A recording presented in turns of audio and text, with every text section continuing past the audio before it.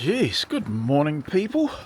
What a cold, wet Tuesday morning it is here in Christchurch. So cold, I've got my woolly hat on, my woolly jersey on. Not looking forward to working out in the garage. I've just been out there, but went and got you and bringing you back out here.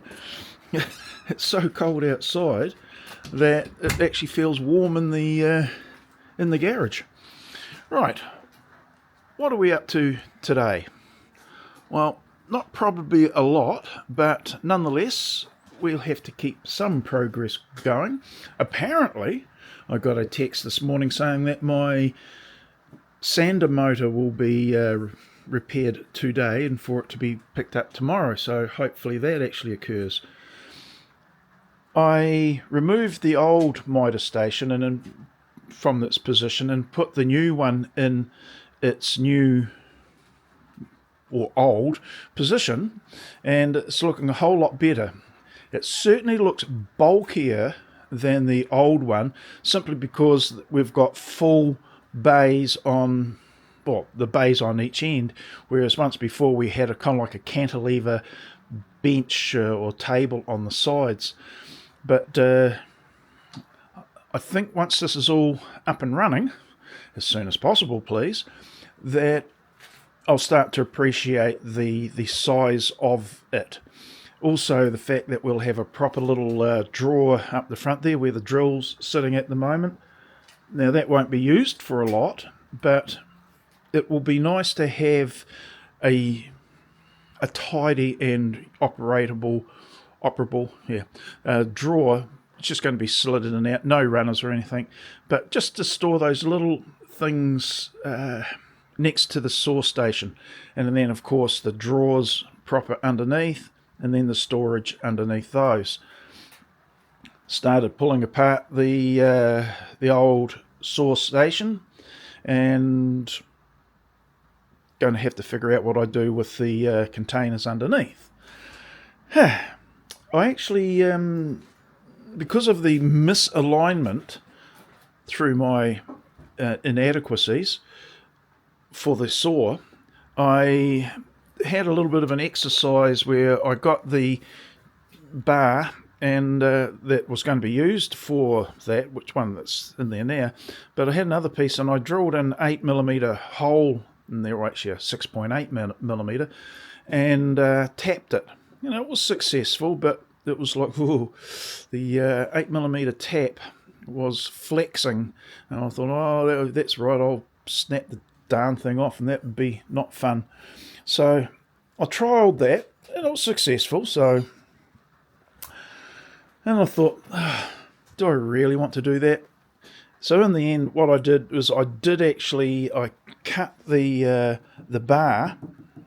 I actually ground it initially on the grinder, and I was, Jesus, that's going to take a long time. So I've got my little, what do you call it, the angle grinder with the old fine blade in it, put some notches in it, and then I cut a little rebate out of it, tickled it up, put it back in place, and yay, it realigned the saw, so now that it's even on both ends to within a mil, which would be fine by me, whereas before it was out by 10mm, and that wasn't fine by me.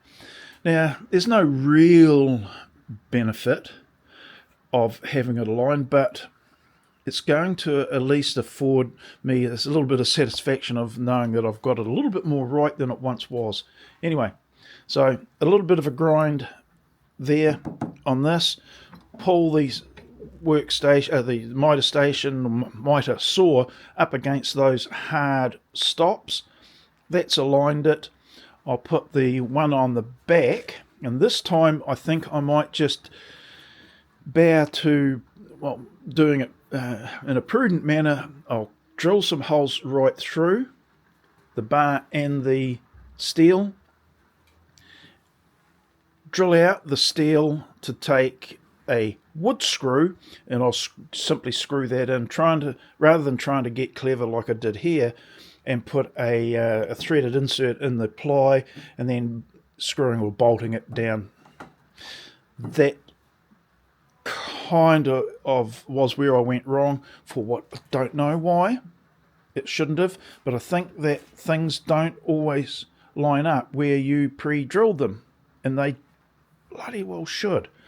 And it annoys me when those sorts of logical steps don't work, and why they don't work. So, don't know whether the drill, when I drilled the plywood, followed a bit of the grain of the ply, which it really shouldn't have much grain, but I'm just saying that's what I experienced, and darn it, really, that's the sort of thing that really grinds my gears. And well, you do the work, you think you should, and properly, and you think you should get the outcome. Yeah, go figure. But that's life, I suppose, isn't it? Sometimes it is a compromise, and trying to be overly pinpricky about some of the details is where you can drive yourself nuts over it. So I'm going to have to just accept that that isn't what I wanted, ideally, but moving on. I'm still contemplating how I'm going to make my storage container units, etc. for over here. I've come up with several options through watching some videos, etc. Each of them have their strengths or merits, but I don't know really whether I want to. I don't know. The actual storage may be starting to sort itself out. The actual, the cabinets themselves, that may be starting to sort themselves out. And I'm likely to remodel both of these units to better optimize or tidy up their looks. Possibly. We'll see. The other option or choice I had was actually making my own dividers for the drawers. So rather than relying on having to keep on buying containers like this, which are a bit of they're good when they're, bit loud noise. They're good when you can have them in a single container like this, but there's oftentimes a situation where we've got a drawer of a particular size where we would like to put containerized compartments in the drawer, one layer or two layers or a combination thereof. But why or how we achieve that is a little bit of a question for me. So yes, it would be nice to have containers like this occupying all the spaces, but equally sometimes all you want is the container to constrain your parts so that you can reach in and grab them. I thought about making them a modular, we'll be making them a modular, or taking a modular approach where, say, we've got a 50 by 50 and then a 100 by 100 so that they can occupy similar spaces or multiples thereof or divisions thereof. And 50 by 50 was the preferred smallest increment, so one of these. But to be fair, they're a bit of a pain in the butt to actually make out of workshop material. Rather than having something like this, if I could find them, that would be much more convenient. The problem is when you go to look for these should be dirt cheap, but they're not. And it's almost cheaper to buy a container like this, take the bins out and use them for the job at hand in your drawers, which seems to be an absolute ludicrous way of approaching it. But that's what I say, sometimes drawers deserve or want a containerized setup. As you get bigger, making them in the workshop gets a little bit more viable because they've got a little bit more volume in their container size for the wall thickness of whatever material mouth's not working properly, material that you're using. And that's one of the questions. What do I use? And how do we join it? my preference, or my thoughts at least, now where are we?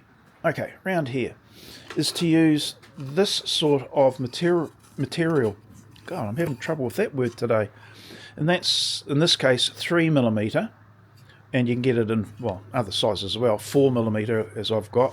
But this is what we call signage aluminium composite stuff. Aluclad is what we sometimes call it for the on the buildings that we build sometimes.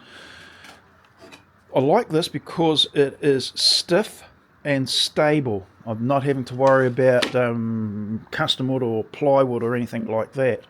And being nice and thin, it occupies less space of the volume that I want to build. But how do you join this? Equally thin pieces of custom wood. How do you join it? You need a method for that. And the choices seem to be slots that you can, in the side of pieces of timber, that you can slot these into. That's a viable option. Slotting the actual material so that it creates a half depth groove, and then you can slot them into each other, also quite viable. And then there's the corner peg or pin method, where you can make up a little peg that's got grooves in it, which will take this. That's where I'm kind of leaning at the moment. The issue is trying to get it small enough for it not to be too bulky, etc. But the beauty is you could cut, say something like this, not out of Purple Heart because that's a pain in the butt to use. It's very hard. But you could cut something like this, put the grooves on the four sides or the sides that are required, and then cut them to length, and then slot the strips into those grooves. That seems to be quite a good versatile way of doing it. So, or not, to be fair. I am almost leaning, if I could find a supply of these sorts of bins, to do that. And at $20 for that, or $25 for that whole box, it does make me wonder whether that's the better way of going. As I said, I just can't believe these little containers, if you can even find them in the size you want, of course, are so flaming expensive. You know, when you get the whole unit for not a bad price. Yeah, this idea of having dividers is actually also quite a good option, where you can have a more solid, in this case it's part of the moulding of the box itself, and then you can lift in and out the smaller dividers. That's actually quite a good way of doing it, but not as versatile, because if you wanted a bigger area, you've got these already moulded into place, and of course they don't come out. So nothing that is ideal, I suppose. Like that case down there, I was able to remove some of the containers and actually put in my the pocket hole jig and what have you. So that was a good way of making use of a container, I think. And then of course you've got all the other boxes that make up the containers for the screws themselves, dowels, whatever. So that's my thoughts at the moment, because in very short order, when the bulk of the cabinetry is done, I'll be refocusing myself to do the drawers and the divisions if necessary for the drawers, and it would be nice to have a solution before I get to that point. So yeah, so what I'm going to be doing here, I'll pull the rest of this down, throw out what I can't use or don't need, and then start to have a wee bit of a think about what happens in the next week or so when I've got my grinder back, my sander back working. I have to make a unit for that, a cabinet for that. I can refocus on that, and then hopefully I'll have those steel strips the ones that I was so hopeful about making them myself, but I'll have the steel strips back from the laser cutting company. Hopefully it's be this week, and I can spend some time doing that, because that would be also a good thing to get prepped up for, because when that's built I can then drill the tops for the panels that will go on the workbench. So yes, I've got a little bit of work ahead of me in the workshop, and then after all that it'll be Christmas, because it's not that far away. And at the speed I work, it will be Christmas. Rightio, wee bit of a tidy up in here now, and then get some work done, I think. Oh yeah, then I've got another cabinet for it. You get my point. There's stuff here that needs doing, and hopefully a lot of the scrappy bits over here will become part of the drawer effort or storage effort. So fingers crossed for that. Rightio, that's it. Better get on and do something. As I said, it's flaming cold in here anyway. It feels warmer than outside, but it's still not actually warm. Okay, you don't need to know that, but you do. Oh well. Rightio, I'm off. See you now. Bye.